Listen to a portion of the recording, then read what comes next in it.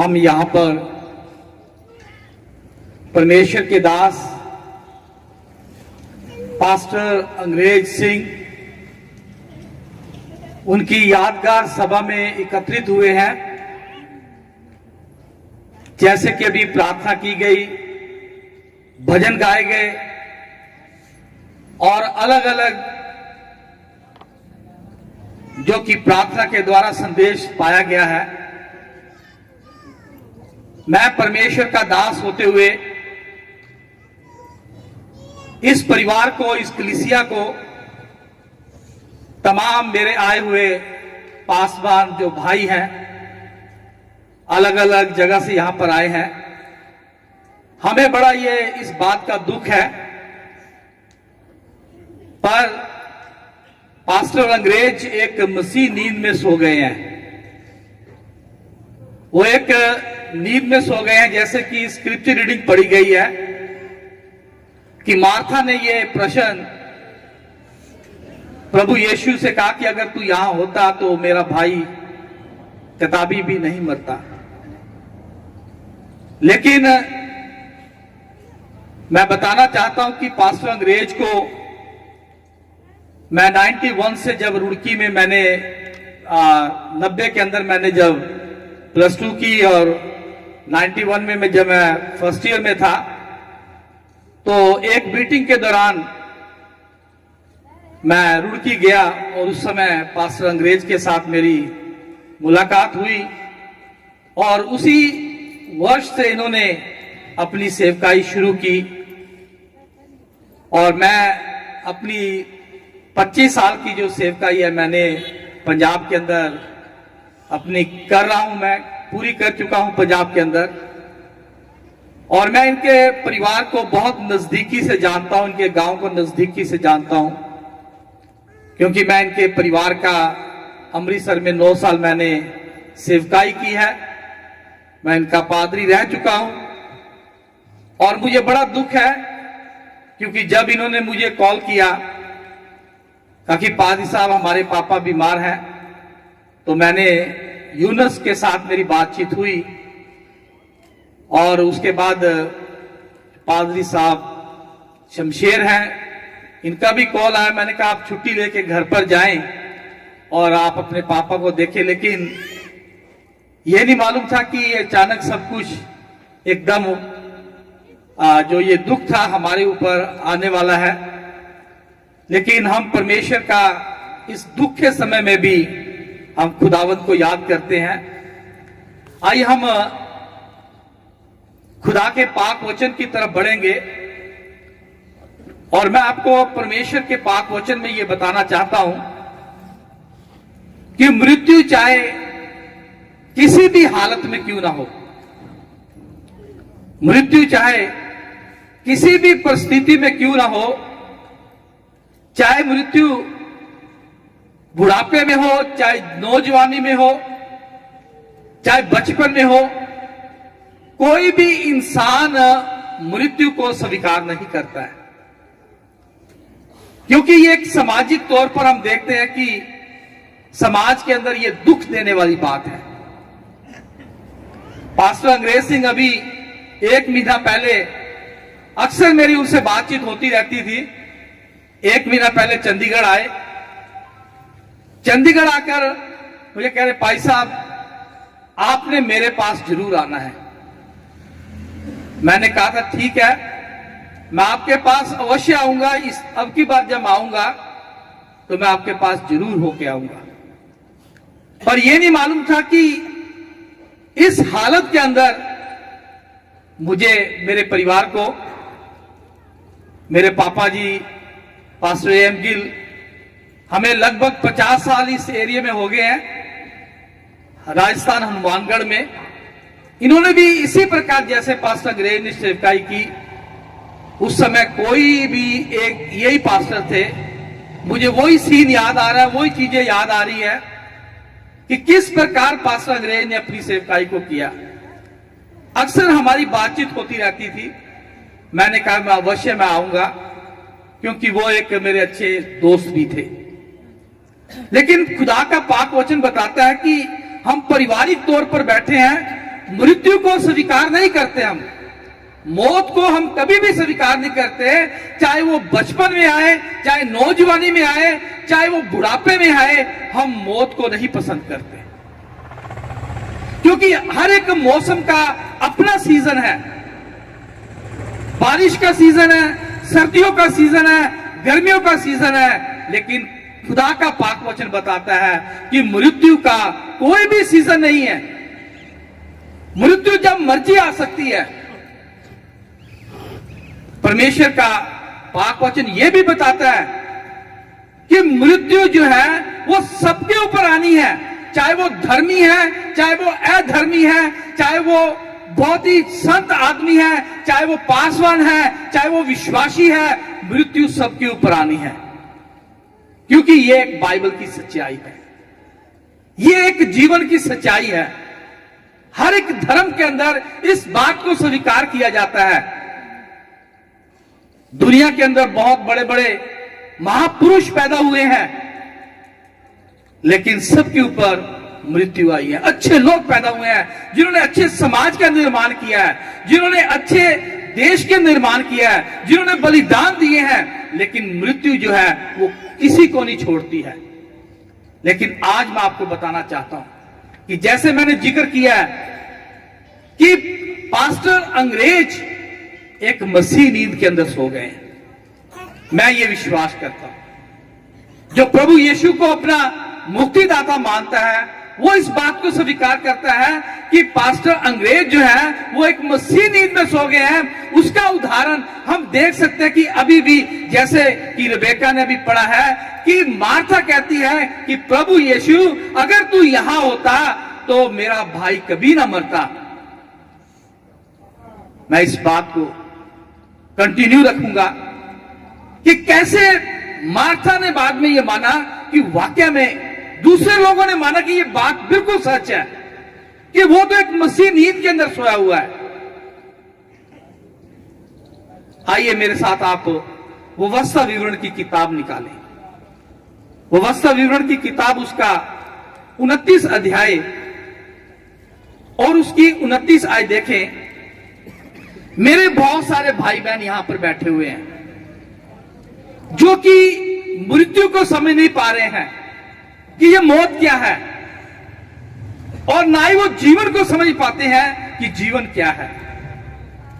व्यवस्था विवरण उसका 29 अध्याय और 29 के अंदर लिखा है, गुप्त बातें हमारे परमेश्वर यहोवा के वश में हैं। हमारे मन के अंदर बहुत सारे सवाल हैं, बहुत सारे जहन में सवाल है कि ये मृत्यु अचानक कैसे हो गई, ये क्या हुआ। क्योंकि हम देखते हैं कि खुदा का दास हमारी सोच के मुताबिक इतना बूढ़ा नहीं था, लेकिन अचानक ये मृत्यु क्यों हो गई। आगे आयत में लिखा है, परंतु जो प्रकट की गई है वह सदा के लिए हमारे और हमारे वंश के वंश में रहेगी, इसलिए कि व्यवस्था की सब बातें पूरी की जाए। मार्था इस बात को समझ नहीं रही थी। कुछ बातें जो गुप्त हैं, प्रभु यीशु मसीह ने वहां पर रिवील किया कि ये मौत क्या है और जीवन क्या है।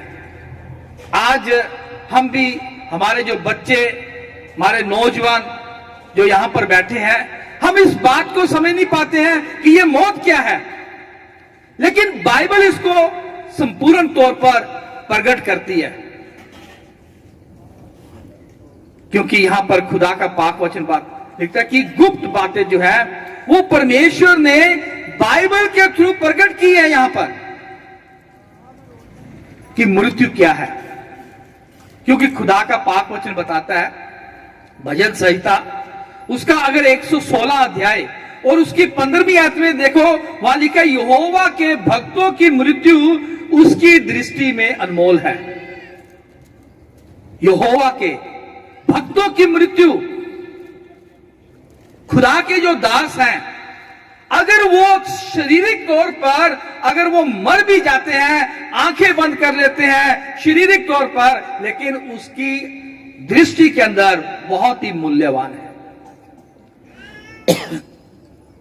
खुदा का पाक वचन बताता है, कि आज पास्टर अंग्रेज सिंह शारीरिक तौर पर हम देखते हैं हमसे जुदा है। वो एक मीठी नींद में सो गए हैं, लेकिन आज हम यादगार सभा मना रहे हैं। यादगार जिसे मेमोरियल सर्विस कहते हैं। यादगार हम उसके कामों को, उसके लाइफस्टाइल को, उसके विश्वास को, कि उसका विश्वास किसके ऊपर था, वो किसको मानता था, किसके बारे में बताता था, समाज के अंदर उसका क्या रुतबा था। यह मेमोरियल सर्विस, यादगार सभा। खुदा का पाक वचन हमें बताता है कि बहुत सारे लोग इसलिए यादगार में कि हम ट्रिब्यूट देते हैं, श्रद्धांजलि पेश करते हैं, उस व्यक्ति के बारे में बताते हैं कि ये इसने समाज में क्या काम किए हैं। यहां पर खुदा का पाक वचन एक और आज मेरे साथ निकालिए आप। भजन संहिता उसका 48 अध्याय देखिए। भजन संहिता उसका 48 अध्याय और उसकी 14वीं आयत में क्या लिखा है? परमेश्वर मृत्यु तक रक्षा करता है। जो खुदा का दास है वो जब शारीरिक तौर पर, फिजिकल तौर पर वो इस संसार में चला जाता है, खुदावंद उसकी हिफाजत करता है। भजन संहिता उसका 48 की 14 वर्ष के अंदर आप देख सकते हैं। भजन संहिता 23 की 4 में लिखा है, मृत्यु के समय परमेश्वर हमारे साथ रहता है। मौत के समय में भी परमेश्वर हमारे साथ रहता है। प्रकाशित वाक्य 14 की 13 में देते हैं कि जो मुर्दे प्रभु में मरते हुए आपसे धन्य हैं, क्योंकि उनके काम उनके साथ हो जाएंगे। अब हम यादगार सभा मना रहे हैं।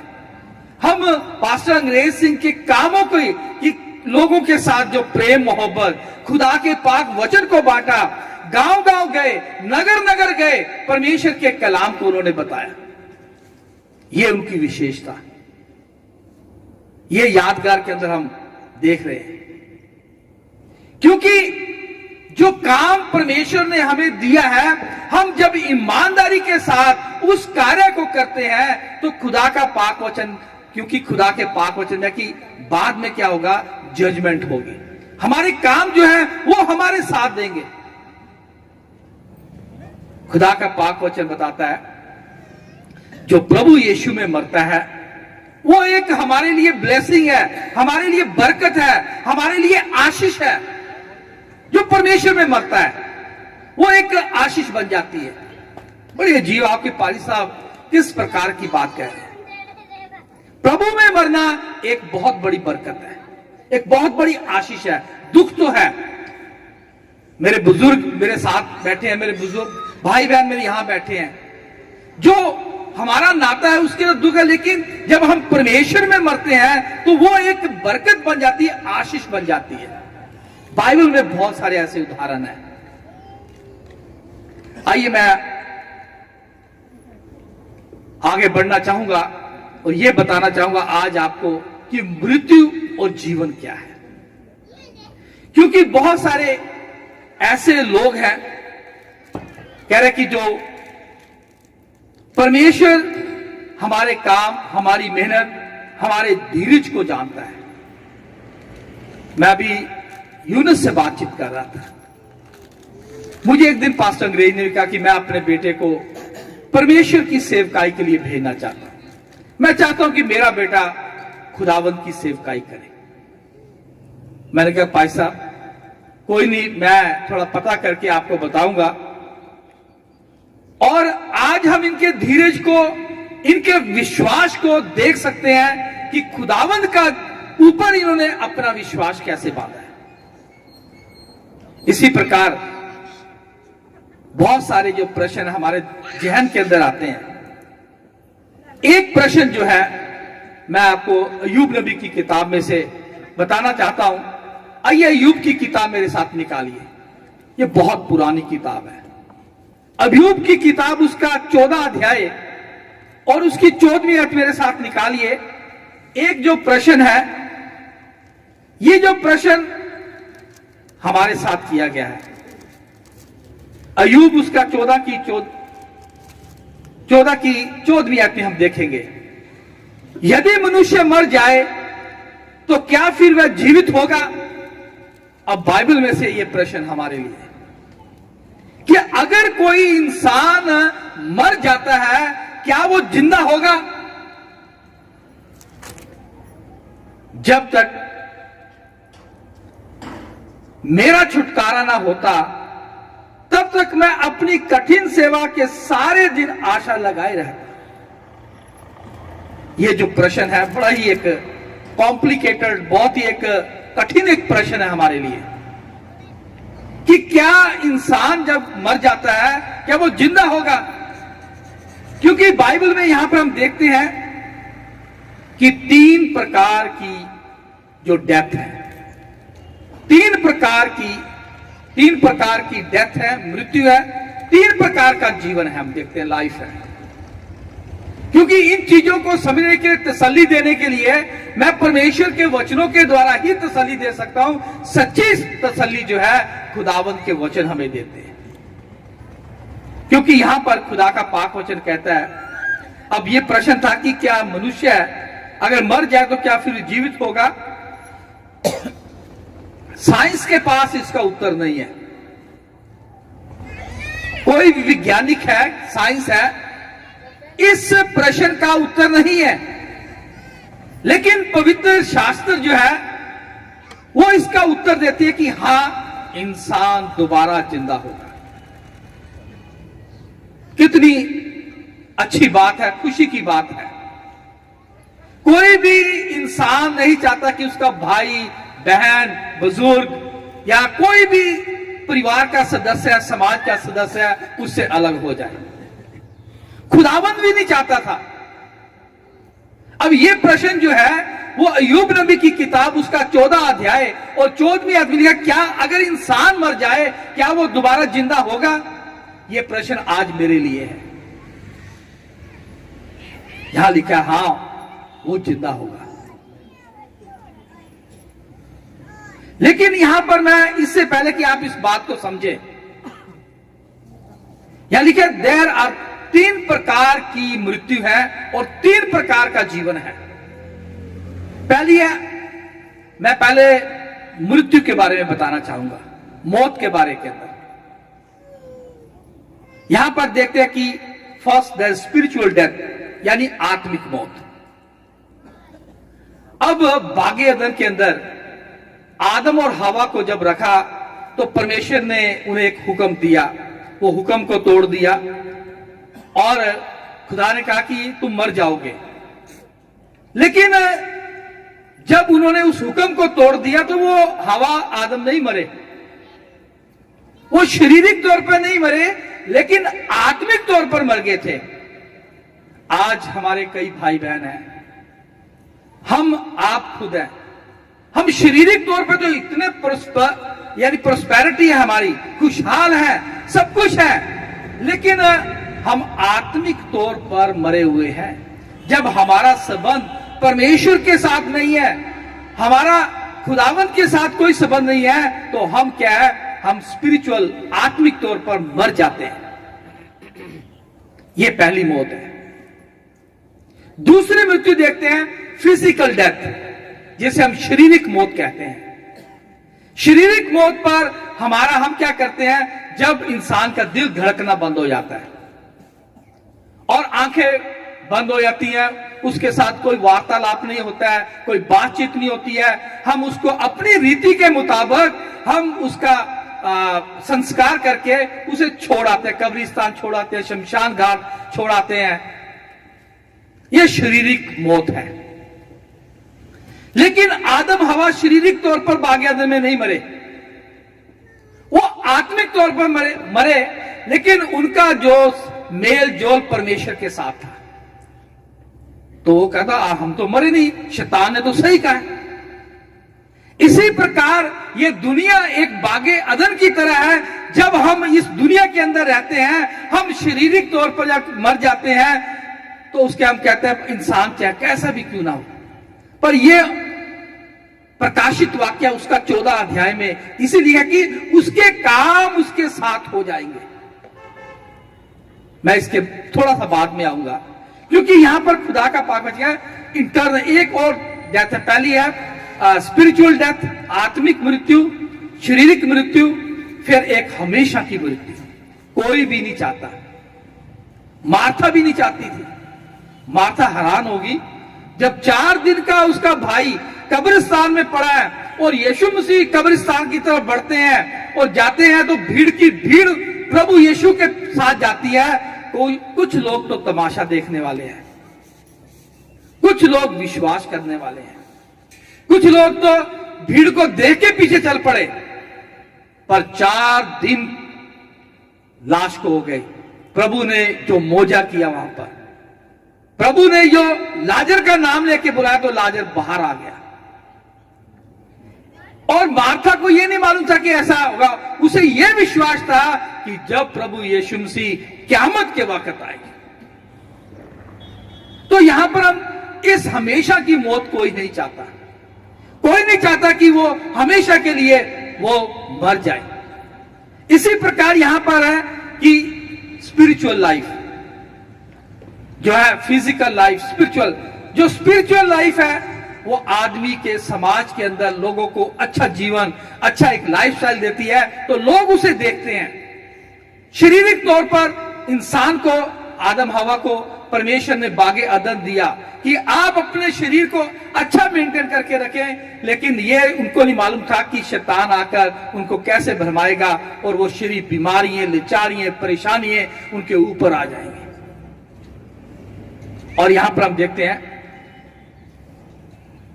क्योंकि ये आज मैंने इसलिए ली है, मैं चंद बातें थोड़ी सी 1-2 बताना चाहता हूं, क्योंकि हमारी जो रूट्स हैं, हमारी जड़ें गांव से हैं। हम जितने भी हमारे रिश्तेदार भाई बहन हैं सभी गांव से हैं, और कुछ गांव में प्लस पॉइंट होते हैं, कुछ कमियां भी होती हैं। मैंने इसलिए ये चीजें चुनी है कि हम पवित्र बाइबल में से देखेंगे कि अगर जब इंसान शारीरिक तौर पर मर जाता है तो बाद में कभी भी आके हमारे दुख में शामिल नहीं होता, ना हमारी बंदगी के अंदर शामिल होता है, ना हमसे कोई बातचीत कर सकता है। ये हमारा उसके साथ कोई लेना देना नहीं। वो ठीक है, कब्र में पड़ा हुआ है, परमेश्वर के वचन के मुताबिक हम देखते हैं, लेकिन हमारे साथ कोई संबंध नहीं होता है। बंदगी कौन? अब हम खुदा ने हमें कान दिए हैं, हम सुन रहे हैं, वचन को ग्रहण कर रहे हैं, वचन को देख, लोगों को, भाई बहन को देख रहे हैं, सुनकर हम अपने दिल में सोच विचार कर रहे हैं। क्योंकि खुदा के पाक वचन में लिखे सबोपदेशक की किताब के अंदर, जिनके पास खुदा का वचन है आप प्लीज निकाले, सबोपदेशक उसकी 9:10 के अंदर लिखा, जो काम तुझे मिले हैं उसे अपनी शक्ति भर करना, क्योंकि अधलोक में जहां तू जाने वाला है ना काम, न युक्ति, न ज्ञान और न बुद्धि, यह संसारिक बातों का अंत है। यह सारी चीजों का अंत हो जाएगा। इसका मतलब क्या है? क्योंकि सबोपदेशक 9:5 में लिखा है कि जीवते तो जानते कि वे मरेंगे, परंतु मरे हुए कुछ नहीं जानते। खुदा ने एक समय ठहराया हमारे लिए, उस समय के दौरान हम एक दूसरे को खुदा के वचन के बारे में, प्यार के बारे में, हर चीज के बारे में बताते हैं। लेकिन जब ये दिल धड़कना बंद हो जाता है, आंखें बंद होती है, हम एकदम क्या है, जहां से निकाले गए थे वहां चले जाते हैं। क्योंकि यहां पर ये शाया उसका 38:18 में लिखा है, अधलोक तेरा धन्यवाद नहीं कर सकता, न मृत्यु तेरी स्तुति कर सकती है। जो कब्र में पड़े हैं वह तेरी सच्चाई की आशा नहीं रख सकते। सच्चाई की आशा हम लोग रख सकते हैं जो इस समय वचन को सुन रहा है। हम सिर्फ उम्मीद कर सकते हैं। ये हमें समय दिया गया है, बागे अदन में भी समय दिया गया था। बात की एक बात है कि बागे अदन में जो मृत्यु थी वो बागे अदन से बाहर होकर फिर एडम और ईव के ऊपर आनी शुरू। यहां पर खुदा का पाक वचन बताता है, भजन संहिता 115:17 लिखा है, मरे हुए परमेश्वर की स्तुति नहीं कर सकते। आइए मैं ये बात इसलिए बता रहा हूं, हमारे बहुत सारे भाई बहन, हमारी जड़ें गांव से हैं। हम कहते हैं कि सपने में मुझे मेरा दादा दिखाई दिया, या मेरा कोई भाई बहन दिखाई दिया, मेरा बच्चा दिखाई दिया, और उसने मुझे इस काम के लिए बोला है। तो बाइबल हमें यही सिखा रही है कि परमेश्वर की स्तुति से जब तक हमारे अंदर सांस है, हम इस वचनों को सुन रहे हैं, ग्रहण कर रहे हैं, उसके बाद में अगर हम शारीरिक तौर पर मर जाएंगे तो हम कुछ नहीं कर सकते। ना हम किसी भाई बहन के दुख में शामिल हो सकते हैं, ना हम उसके सुख में शामिल हो सकते हैं, ना हम परमेश्वर के लोगों के साथ संगति कर सकते हैं। तो जो विचार हम अपने मानसिक तौर पर लाते हैं कि हमें उसकी सेवा करनी है, सपने में मुझे ये बताया गया है, ये सब एक हम स्पिरिटिज्म कहते हैं इसे। क्योंकि खुदा का पाक वचन हमें बताता है कि हम खुदावंत की स्तुति जब तक हमारे अंदर जान है, हम तभी कर सकते हैं। आइए मेरे साथ जो स्क्रिप्चर रीडिंग में पढ़ा गया है, मेरे साथ दोबारा निकालिए। यूहन्ना की अंजील उसका 11 अध्याय, और उसकी मैं चाहूंगा कि हम 25 आयत पर देखेंगे। यूहन्ना की अंजील उसका 11 अध्याय और उसकी 25 आयत में, क्योंकि यहां लिखा है, यीशु ने उससे कहा, पुनरुत्थान और जीवन मैं ही हूं। जो कोई मुझ पर विश्वास करता है वह यदि मर भी जाए तो भी जिएगा। पुनरुत्थान और जीवन मैं हूं। अगर कोई, इसलिए भजन संहिता में लिखा है कि खुदावंत के भक्तों की मृत्यु उसकी दृष्टि में अनमोल है। और यहां पर अब यीशु मसीह इस पृथ्वी के ऊपर आ गए हैं, वो इस बात को कह रहे हैं। 26 आयत में पढ़ना चाहूंगा, और जो कोई जीवित है, हमारे लिए कहा गया, जो कोई जीवित है और मुझ पर विश्वास करता है वह अनंत काल तक न मरेगा। क्या तू इस बात पर विश्वास करती है? मार्था से ये सवाल प्रभु यीशु ने किया। आज ये प्रश्न जो है प्रभु यीशु मसीह हमारे साथ कर रहे हैं। पास्टर अंग्रेज सिंह ने भी यही प्रचार किया, सभी को यही बताया। बहुत सारे फ्यूनरल्स, बहुत सारे हर जगह पर जहां पर दुख, यही प्रचार किया। मेरे भाई और बहनों, मैं आपको यह बताना चाहता हूं, इस मृत्यु को समझना हमें। पास्टर अंग्रेज सिंह वो यीशु मसीह को जानता था, इसलिए उसने अपने परिवार को, मैंने आपको पहले बताया कि मैं उनके परिवार को जानता हूं, मैं उनकी मम्मी को जानता हूं। उनकी मम्मी ने खुद जा जाकर लोगों को प्रचार करती थी।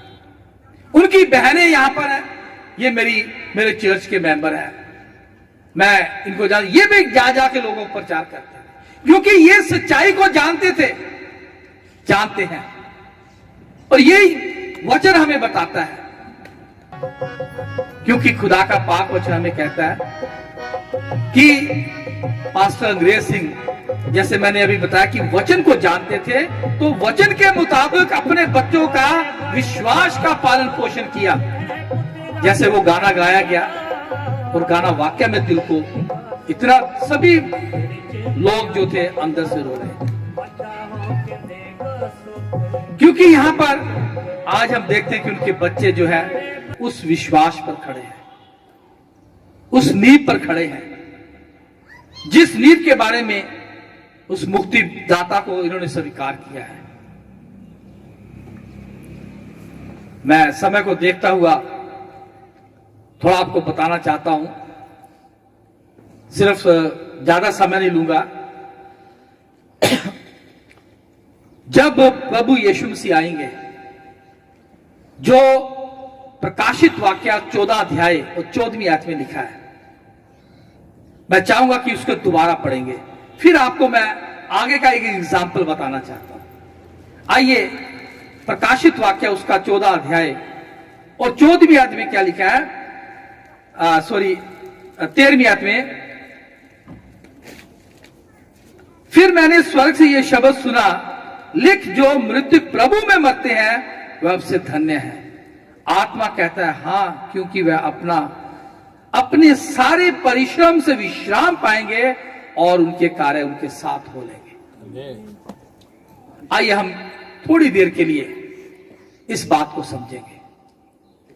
हम अपने बच्चों को, खानदानों को, परिवारों को उठते बैठते सुबह से लेकर रात तक ये शिक्षा देते हैं। अगर आप उत्पत्ति की किताब में चलें, पैदाइश की किताब में चलें, तो वहां पर हम देखते हैं कि यूसुफ जो 110 वर्ष का होकर वो मर गया। यूसुफ, और हम देखते हैं कि वो कितने भाई थे। बहुत अच्छी तरीके से हम इस कहानी को मैं टच नहीं करना चाहता। यूसुफ अपने भाइयों में से जब वो राजा बन गया, वो महामंत्री, वो प्राइम मिनिस्टर बन गया। अब यूसुफ एक ऐसे देश में था, जब उसकी मृत्यु हुई तो उसने अपने भाइयों को रिक्वेस्ट की, अपने भाइयों से कहा मैं मरने पर हूं, मुझे निश्चय परमेश्वर क्या तुम्हारी निश्चय सुधि लेगा। और वो इजिप्ट के अंदर मर गया, मिस्र के अंदर मर गया। आइए मैं ये आपको बताना चाहता हूं, हम एक ऐसे देश में रहते हैं जहां पर हर प्रकार के विश्वास के भाई बहन पाए जाते हैं, चाहे वो किसी भी मजहब से क्यों ना हो, हम सभी भाई बहन हैं। यूसुफ भी अपने देश से दूसरे देश में चला गया और जब बुजुर्ग हुआ, मर गया, तो उसे एक बात याद आई। उसने कहा कि तुम क्या करना, तुम मुझे मेरी हड्डियों को अपने साथ लेके जाना, जहां पर परमेश्वर ने कनान देश में देने का वादा किया था। आइए मैं एक उदाहरण के तौर पे, हम सभी एक उस कनान देश की तैयारी कर रहे हैं, हम चाहे हम पृथ्वी के ऊपर जहां मर्जी क्यों ना रहे, क्योंकि यहां पर लिखा है कि अगर आप पढ़ना चाहते हैं तो आप उत्पत्ति की किताब उसका 50 अध्याय और 24 से लेकर 26 तक पढ़ सकते हैं। और इजरायली जो लोग थे वो स्लेवरी में, गुलामी में थे, और 400 साल तक वो गुलामी में रहे। लेकिन बाद के अंदर क्या है, वो 300 साल के बाद में Moses took the bones of Joseph with him. मूसा उस हड्डियों को, ताबूत को अपने साथ साथ लेके गया और उसे कहां पर दफनाया, जब वो पीढ़ी आगे बढ़ी कनान देश के अंदर। ये एक विश्वास की बात बता रहा हूं। हमने अगर विश्वास किया कि प्रभु यीशु मसीह हमेशा का जीवन है, और जितने हमारे भाई बहन जो एक शारीरिक तौर पर सो जाते हैं, हम उस पुनरुत्थान का हिस्सा होना चाहते हैं। यीशु ने कहा पुनरुत्थान और जीवन क्या हूं, मैं हूं। हम उस पुनरुत्थान का हिस्सा होना चाहते हैं जिसका यूसुफ होना चाहता था। यूसुफ चाहता था कि मैं पुनरुत्थान के दिन क्या हूं, प्रथम जो है मैं जिंदा किया जाऊं। उस कनान देश में उनके लिए एक वादा किया हुआ देश था, लेकिन हमारे लिए वादा किया हुआ वो देश है। आइए मैं आपको बताना चाहता हूं कि उसकी जो हड्डियां थी वो पहला फल बनना चाहता था। इसमें मैं डॉक्टर में नहीं जाऊंगा, लेकिन आपको बताना कि जब प्रभु यीशु मसीह आए तो हम उस पुनरुत्थान के अंदर शामिल हों जो खुदावंद हमें अपने साथ लेकर जाएगा। आइए मेरे साथ यशायाह नबी की किताब, अगर कोई मुझे बोलने में तकलीफ, रुपिंदर जी आप पास में आ जाएं, एक माइक दे दें। यशायाह नबी की किताब उसका 26 अध्याय और उसकी 19 आयत में हमें बहुत बड़ी तसल्ली दी गई। अभी प्रभु यीशु मसीह दुनिया में नहीं आए, लेकिन ये भविष्यवाणी थी जो कि बता दी गई थी सभी को कि जो यीशु पर जो आने वाला है, जो उस पर विश्वास करेगा। तो यहां पर क्या लिखा है, यशायाह उसका 26 अध्याय और उसकी हम 19 आयत देख सकते हैं। आइए बाइबल में से पढ़ेंगे। तेरे मरे हुए लोग जीवित होंगे। यहां पर देखिए, मैं नहीं बोल रहा हूं, नया नियम नहीं बोल रहा है, यहां पे पुराने नियम से लिया गया है कि तेरे मरे हुए लोग क्या होंगे, जीवित होंगे। मुर्दे उठ खड़े होंगे। मुर्दे उठ खड़े होंगे। हे मिट्टी में बसने वालों, हे मिट्टी में बसने वालों, जाकर जय जयकार करो। जय जयकार करो। थैंक यू भाई साहब। यहां पर हम देखते हैं कि ये जो फर्स्ट फ्रूट जो है, पहला फल जो है, the message of hope, garden of Eden में से इस उम्मीद के संदेश को दे दिया था। अब यशाया नबी प्रभु यीशु के 750 साल आने से पहले ये भविष्यवाणी की गई। प्रभु यीशु मसीह दुनिया में नहीं अभी आए, पर पहले ये भविष्यवाणी कर दी। यहां पे लिखा है, तेरे मरे हुए लोग जीवित होंगे, मुर्दे उठ खड़े होंगे, हे मिट्टी में बसने वालों जाकर क्या करो, जय जयकार करो। ये वचन मुझे तसल्ली देता है। मेरा भाई, मेरा खुदा का खादम उस दिन खड़ा होगा, मिट्टी में से जय जयकार करे खड़ा होगा, खुदावंद उसे क्या करेगा, अपने साथ लेके जाएगा। मेरी यही इस परिवार को तसल्ली है, क्योंकि यहां पर पवित्र बाइबल जो है पुनरुत्थानों का वर्णन करती है, लेकिन मैं आपको यह बताना चाहता हूं कि जजमेंट के ऊपर जजमेंट होगा, क्योंकि 2 पुनरुत्थान बाइबल का वर्णन करती है, लेकिन मैं आपको बताना चाहता हूं धर्मियों का पुनरुत्थान।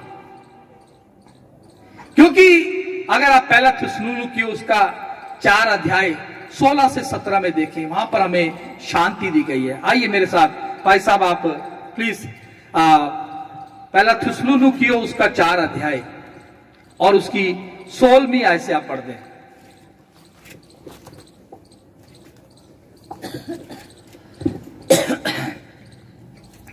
उसकी 13वीं से आप पढ़ते हैं जी। और उसके काम के कारण प्रेम के साथ, नहीं आप पहला थिस्सलुनीकी उसका 4 अध्याय और उसकी 13वीं आयत पढ़ते हैं, 13वीं से। हे भाइयों, हम नहीं चाहते कि तुम उनके विषय में जो सोते हैं। इसलिए मैंने आपको स्टार्टिंग में बोला कि जो भाई बहन हमारा शारीरिक तौर पर मरता है वो मसीह के अंदर सो जाता है। अब यहां पर पहला थिस्सलुनीकी उसका 4 अध्याय और उसकी 13वीं आयत में लिखा है, हे भाइयों, हम नहीं चाहते कि तुम उनके विषय में जो सोते हैं अज्ञानी रहो। हाँ जी, आगे पढ़िए। ऐसा ना हो कि तुम दूसरों के समान शोक करो जिन्हें आशा नहीं। Thank you. यहां पर आप यहीं खड़े रहे। कह रहे कि ऐसा ना हो कि तुम दूसरों के समान शोक करो जिन्हें कोई उम्मीद नहीं। हम यहां पर एक उम्मीद के साथ खड़े हैं, उम्मीद के साथ यहां पर हम विश्वास पर अपनी नींव रखी है। हम ये उम्मीद करते हैं कि जब प्रभु यीशु मसीह दूसरी आमद में आएगा, हमारे तमाम जो भाई बहन है वो उस दिन उस झुंड के अंदर शामिल होंगे। आगे पढ़ दीजिए। क्योंकि यदि हम विश्वास करते हैं कि यीशु मरा और जी भी उठा, तो वैसे ही परमेश्वर उन्हें भी जो यीशु में सो गए हैं उसी के साथ ले आएगा।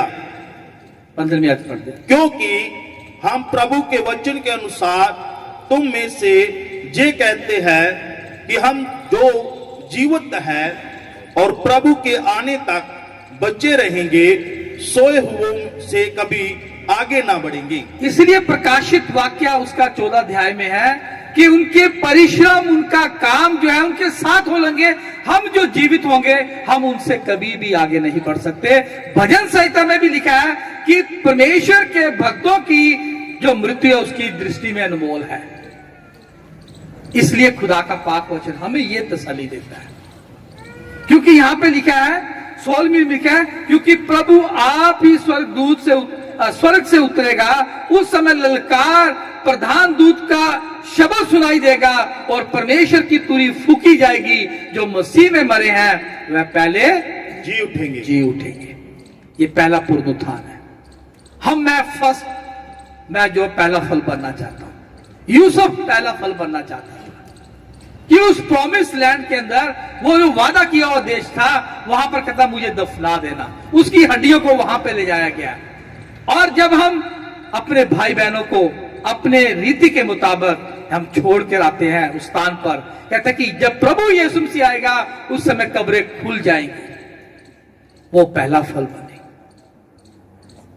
क्योंकि यहां पर आगे की आयत में लिखा तुरी फूकी जाएगी। जो मसीह में मरे हैं वो पहले जी उठेंगे, तब जो जीवित और बचे रहेंगे वह बादलों पर उठा लिए जाएंगे कि हवा में प्रभु से मिले, और इस रीति से हम सदा प्रभु के साथ रहेंगे। इस प्रकार से इन बातों से एक दूसरे को शांति दिया गया। ये वचन हमें सच्ची तसल्ली देता है। मैं आया हूं 10-15 मिनट, आधा घंटा रहूंगा, और भी तमाम रिश्तेदार आए हैं, 1 दिन 2 दिन रहेंगे। वो तसल्ली देंगे, 2 दिन की, हफ्ते की तसल्ली देंगे, चले जाएंगे। लेकिन ये जो वचन है ये हमेशा की तसल्ली हमें देता है। ये वचन हमेशा हमारे हृदय में बना रहेगा, और इस वचन के मुताबिक हम अपने जीवन को आगे बढ़ाते हैं। ये वचन जो है सच्ची तसल्ली है, क्योंकि खुदा का पाक वचन। ये समय मुझे आज्ञा नहीं दे रहा है, टाइम काफी हो चुका है, लेकिन मैं चंद 1-2 बातें आपके साथ शेयर करना चाहता हूं। स्वर्ग में 3 किताबें हैं, और खुदा का पाक वचन, इससे पहले कि मैं आपको बताऊं, इब्रानियों की पत्री के अंदर उसका 9 अध्याय अगर पढ़े, उसकी 27 आयत में लिखा है, जैसे मनुष्य के लिए एक बार मरना और उसके बाद न्याय का होना नियुक्त किया गया है। यहां पर मैं संक्षेप में बताना चाहता हूं, इस समय स्वर्ग के अंदर 3 किताबें हैं। 3 किताबों के अंदर हमारा लेखा जोखा होता है और न्याय चल रहा है। क्योंकि जो लोग थियोलॉजियन हैं, मेरे ब्रदर यहां स्टेज पे, मंच पे बैठे हैं, जो नीचे बैठे हुए हैं, और पास्टर साहबान, वो इस बात को अच्छे तरीके से जानते हैं। प्रभु यीशु मसीह, परमेश्वर ने इजरायली लोगों को एक मैप दिया था, नक्शा दिया था सेंचुरी बनाने का। आप हैकल बनाओ। हैकल का नक्शा जो था वो स्वर्ग से। अब प्रभु यीशु मसीह जब प्रेरितों के काम में देखते हैं स्वर्ग उठाए गए, तो अब यीशु मसीह क्या कर रहे हैं? यीशु मसीह मोस्ट होली प्लेस में हमारे लिए, आपके लिए, मेरे लिए वकालत कर रहे हैं। वो महाजाजक, बड़ा महाजाजक, वहां 3 किताबें हैं, और the book of life, the book of remembrance,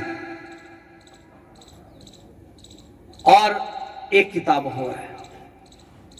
मैं नहीं चाहता कि उस किताब के अंदर किसी का भी नाम हो। अब बुक ऑफ रिमेम्बरेंस में, यादगारी की किताब में, ये यादगार सभा है। हम अपने मुंह से जो खुदा ने हमने देखा, हमने उस भाई के साथ मेल मिलाप रखा, परिवार के साथ मेल मिलाप रखा, हम उसकी गवाही दे रहे हैं यहां पर आके खड़े होकर। और ये इस समय स्वर्ग के अंदर स्वर्गदूत देख रहे हैं, परमेश्वर देख रहा है।